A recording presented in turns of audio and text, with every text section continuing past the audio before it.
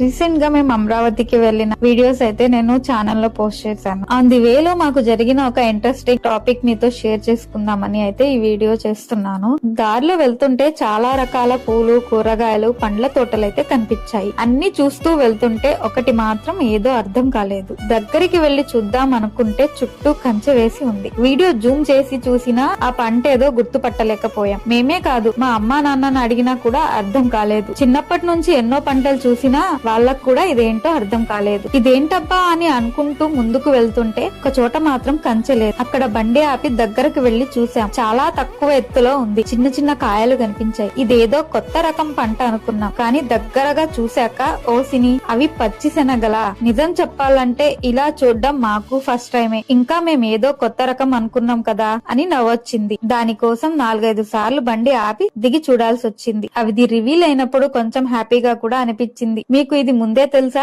లేదంటే కామెంట్ లో ఫస్ట్ అని పెట్టండి. ఇలాంటివి మీకు కూడా ఎప్పుడైనా జరిగాయా? మీ ఎక్స్పీరియన్స్ మాతో షేర్ చేసుకోండి. Thank you. మా అమ్మ చెప్పమంది.